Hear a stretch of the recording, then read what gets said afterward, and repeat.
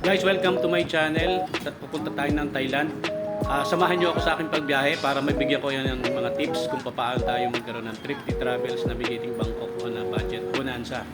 So, bibigyan ko yung mga tips dito kung paano kayo makakatipid sa inyong pagbiyahe papuntang Thailand. So, siyempre, magkagaling-galing tayo sa kanya-kanya nating probinsya.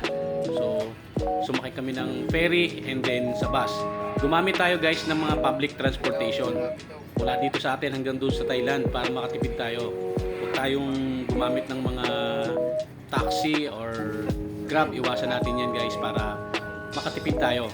So bumabiyahe na kami ngayon papuntang Manila pero maaga pa naman tayo. So stay tuned lang kayo para sa mga tips. Maaga pa kami, tumawid na kami kasi baka yung ferry is mag-cancel, wala na ang ibang paraan, so umalis kami ng maaga. Pupunta muna tayo ng MOA guys para makapagtambay-tambay muna doon and makapagpagawa ng ibang papagawa namin. So ito guys yung ating ang pagkagaling ka ng Batangas, pupunta lahat doon sa may PITX. So dito dumadaan sa may expressway o skyway na papuntang NAIA. Matadaanan natin ang NAIA terminal. Pero lalagpas muna tayo guys at pupunta muna tayo sa MOA. Doon muna tayo magpapalipas ng oras. So kung magagaling kayo sa ibang probinsya din pero sa NAIA ang lipad yan, so pwede tayong tumambay sa MOA. And from MOA guys, kapag ka oras na 4 hours at least 4 hours bago ang inyong flight, pumunta na kayo doon kasi medyo matraffic guys. So kung nasa MOA kayo, para makatipid, sumakay kayo ng itong modern jeepney natin papuntang PITX. And sa may PITX guys, may bus dyan na papuntang airport.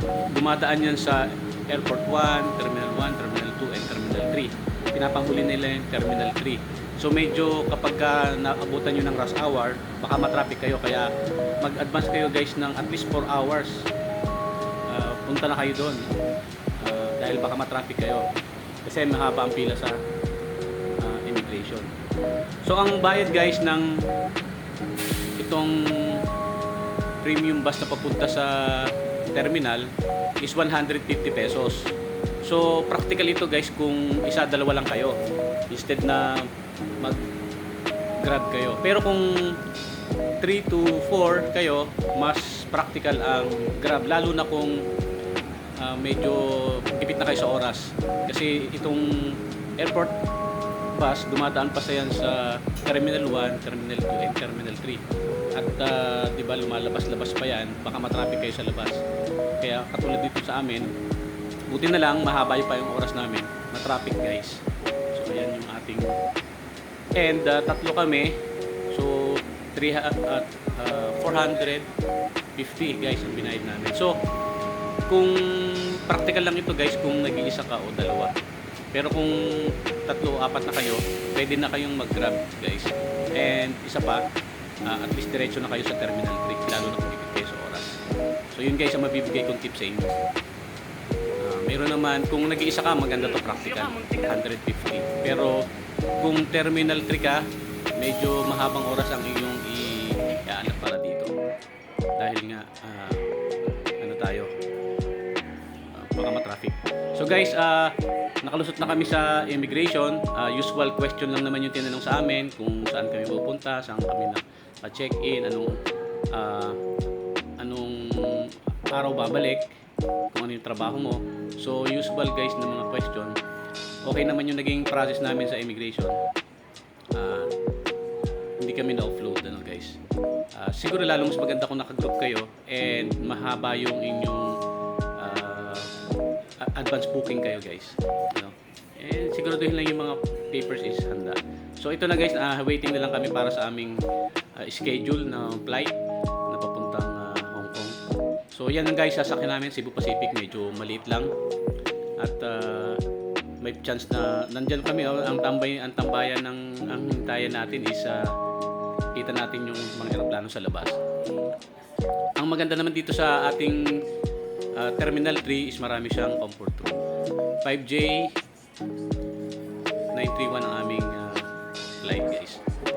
Ang eroplano namin na sasakyan is may 41 seats. Tatlo sa magkabilang side. Okay, guys. Eto, parang ang sabi ng mga kasabay namin pasahero dito, siguro nakapunta sila sa Mindoro or taga Mindoro. Ang feeling nila daw is parang sasakay lang sa Pascrap kasi hindi kami dumaan doon sa daanan na yun, ano? Sa baba kami dumaan. Sabi nila parang sasakay lang sa Pascrap tulad ng sinakyan natin kanina, ano, guys. So, mamaya pag nasa Thailand na tayo guys, ituturo ko bibigyan ko naman kayo ng tips kung saan magpapalit ng pera, kung paano makakatipid pagdating dito. So ayan guys, andito na tayo ngayon sa loob ng eroplano. Nag-instruction sila, so bago ang ating flight. So guys, ang maganda,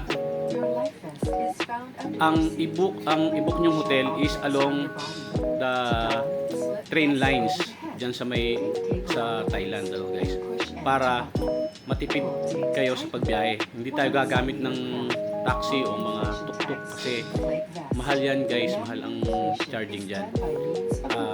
Mas maganda nasa tayo, malapit tayo sa mga train lines at puro train ang sasakyan natin. And then ang palitan guys, magpalit lang kayo ng konting pera para gagamitin nyo sa pambili ng ticket ng airport link na train papunta dun sa city kung saan man kayo nakatira. So ang aming titirahan dito guys ay sa may Chatuchak. So dalawang sakay lang to ng tren. Pero kung mamimili kayo guys, maghanap kayo ng pantinda na dyan sa Pilipinas, ang pinaka-divisoria nila o nila dito, baklaran guys, is dyan sa Pratunam. Sa Pratunam kayo. Kung yun ang inyong purpose ang mamili. So maganda guys, kung yan ang inyong purpose, pwede na kayong maghanap ng matitirahan dyan sa may Pratunam guys. Sa Pratunam area. And malapit lang sa malapit lang dyan ang link ng airport link and BTS. Ang BTS guys, ayan yung papunta sa may Chatuchak. Kung gusto nyo ding bisitahin ang Chatuchak night market. So maganda mag-stay dyan somewhere sa may Pratunam. So ang Pratunam guys is like para kang nasa Divisoria, Divisoria Mall 168, yung area na yan. Medyo crowded yung area yan, guys. Pero kung yan ang inyong purpose mamili, priority yung mamili, maganda dyan sa may Pratunam. And kung pupunta naman kayo ng Chatuchak, isang ride lang yan guys ng BTS. Dito sa tinala namin guys, ang maganda sa BTS guys is may libre siyang sakay guys. Kapag ang inyong sasakyan, ang inyong pupuntahan lang is 1 to 3 station, may libre sakay guys. So ito na, nandito na tayo ngayon sa Suvarnabhumi International Airport. Binibigkas ng local na Suvarnabhumi, pero sa English ay Suvarnabhumi. So guys, pagdating nyo sa Suvarnabhumi International Airport, bumaba kayo dun sa ground level, sa basement, and nandun yung connection ng itong ating tren sa airport link, nandyan sa baba, and then dun din kayo magpapalit ng pera. Pero guys, ito ay nag-start sila ng 5:30 AM dito sa Bangkok. And 1 hour silang behind sa atin. So kung 6:30 ang oras mo, 5:30 pa lang sa kanila. So madali naman ang proseso sa kanilang immigration officer. Bibigay mo lang ang iyong passport at saka yung boarding pass. And wala na ibang tinatanong guys, kukuhanin lang inyong biometrics at sisiguraduhin lang na kayo yung naandun sa may passport. So guys, bumabiyahe na kami ngayon papunta sa huling station ng itong train natin na nandito sa may nakakonect sa airport. Sa dulo niyan guys ay Payatay. Yun nandun yung link papuntang BTS na titirhan namin. And kung pupunta kayo ng Pratunam guys, nandyan lang, bumaba kayo dyan sa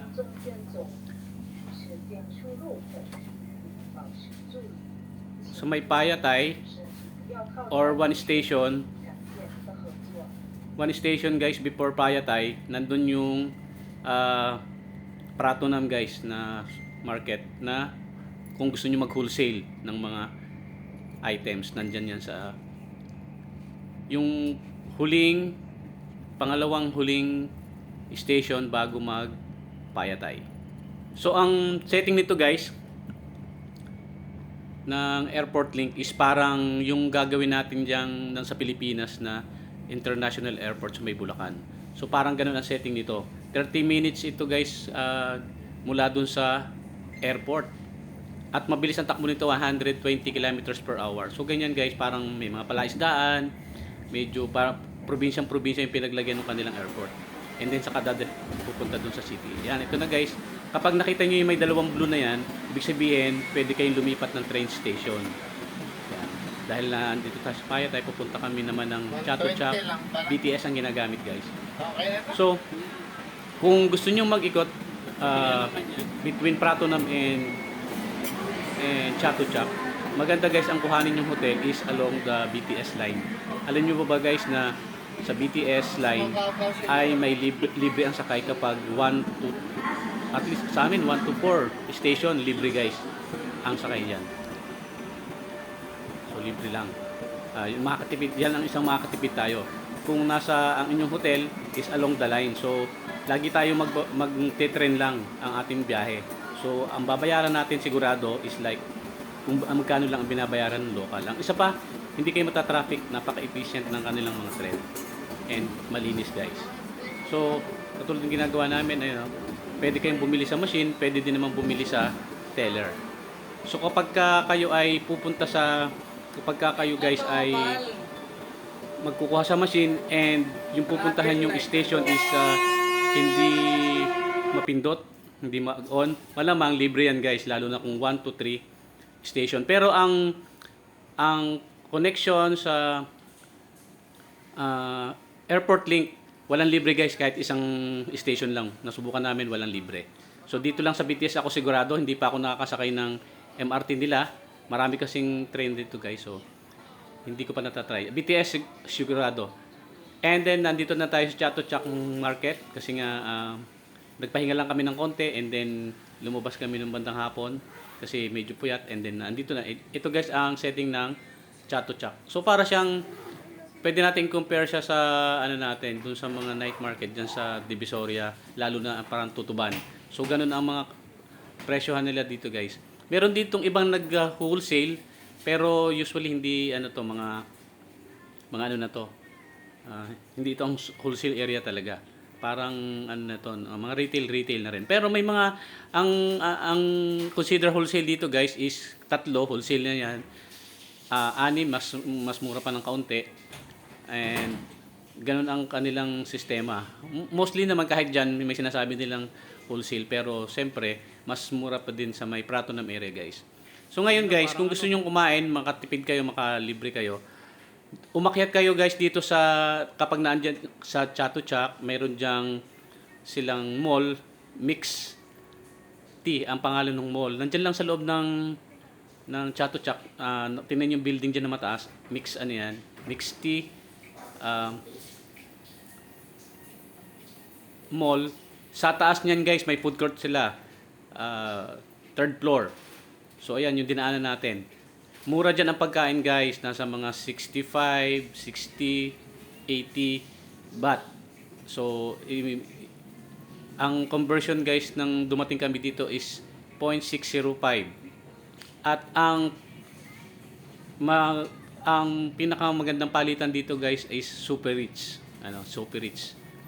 Nagpalit kami diyan sa may Pratunam area. Meron nandun yung main ang main ano nila, ang main office nila guys ay nasa may Platinum, and then tatawid kayo sa may kabila ng Platinum, nandun yung main office ng Super Rich. Talagang Super Rich. Talagang malaki yung kanilang opisina doon. Pero may maliit naman na palitan ng Super Rich dyan sa may Platinum din. Maliit lang siya. Pero kung gusto niyo makita yung main office ng Super Rich, pumunta kayo doon sa may Platinum Mall, tawidin niyo yun. Pumunta kayo doon sa may kabilang area, doon sa kanilang Thai market. Nandun ang sa may area yon, tatawid kayo doon sa may flyover nila. Lalagpasan nyo yung parang kanal na may boat, and then nandun sa may kabilang area, tatawid kayo. Nandun ang main ng Super Rich Money Changer. So ito guys, baka yan no, tindahan nila ng mga gandang mesang malalaking mula sa real wood na malalaki. So okay naman ang presyo guys, maganda kung malapit lang. Magandang bumili nito, pero malayo ito guys, mahal sa tracking, so hindi practical. So ito guys yung third level nila ng may food court na sinasabi ko. Dito magandang kumain guys, mura ang pagkain. Ang sistema nila dito, magpabibilhan ka ng card, dun mo maglo-load ka doon, and then yun ang ibibili mo guys. Ano, yun ang sistema nila dito. Katulad din sa may Platinum, ganun din ang kanilang sistema.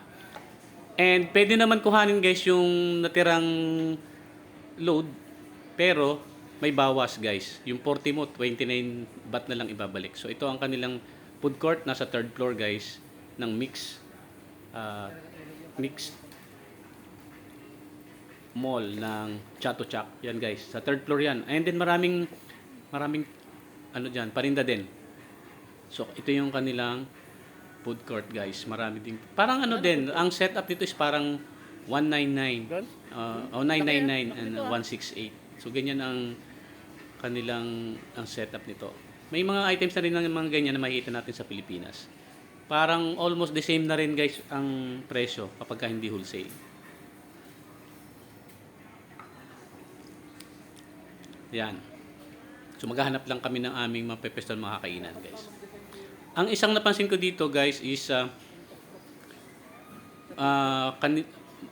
sila, Japan ang ano nila.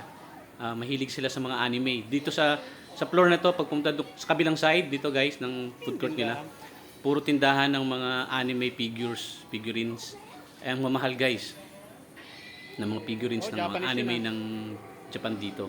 And ang kanilang mga pelikula is mostly from ang dinadub nila is mostly from Russia. So, parang hindi sila masyadong fan ng US.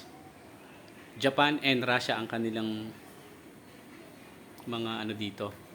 Pagdating sa pelikula, Russian. Pagdating sa mga gamit, Japan. Medyo, parang wala akong masyadong nakikita ng Chinese product dito guys. Medyo magaganda ang quality, in fairness. So ayan, dito guys, pumili na lang kayo dito ng mga makakainan dito sa third floor na to. Nasa third floor. Parang mas mura to guys kaysa nandun sa baba. Pero kung talagang gusto niyo matikman yung authentic na ano nila, na street food, then okay dun sa baba sa may Chatuchak sa baba. Pero guys, dun sa unang entrada nyo dun sa may pagpasok nyo yung Chatuchak pag galing kayo sa BTS line, is walang presyo yung kanilang walang presyo yung kanilang food doon, ng street food. Feeling namin na charge kami na as tourist. Parang medyo mahal ang binayaran namin. Umabot kami guys doon ng 550 baht guys para sa tatlo. Medyo mahal yon. Samantalang dito guys sa taas, 65 to 70 to 80 guys baht. Ayan guys, tingnan nyo. Maganda na ang pagkain. Okay na oh. Diba? At least alam natin na pag dito tayo kumain, alam natin na ang binabayaran natin is like yung binabayaran ng mga locals. So yun ang ating main purpose dito, para maka-save tayo, hindi tayo ma-charge as tourist, kung hindi para magbabayad din tayo as local. So dito tayo kumain guys sa may mga presyo. At least alam natin na yung binabayad ng locals, yun din ang ibabayad natin. So ito pa yung isang maganda dito guys na medyo interesting na nakita ko. Itong floating nila. Table and chair, ayan. Nakatali sa taas and then nakalock lang doon sa baba. wala siyang haligi. So kung gusto niyang matry din to, pwede niyong gawin. So yan guys, itinuto ko na para makopya nyo guys. Naglagay lang siya ng talian dyan and then nakalak sa ilalim, flooring. So meron ka ng floating table and chair. So gandang idea guys. Pwedeng kopyahin. Kayang-kaya nyo na yan. So guys, ito yung aming huling binili dito. Itong iced coffee 30 baht. So may dyan sa baba sa Chatuchak. So yan guys. Sulit na yan guys. Medium 30, napaka intense, napaka ng concentrated. So yan guys. Yan muna ang ating unang medyo mahaba-habang video. Sana makatulong sa inyo at matulungan kayo na makatipid kayo guys sa ating pagbiyahe sa Thailand. So thank you for watching guys. Please like, share, and subscribe to my channel. At kung nagustuhan nyo, please, thank you and thank you for watching guys.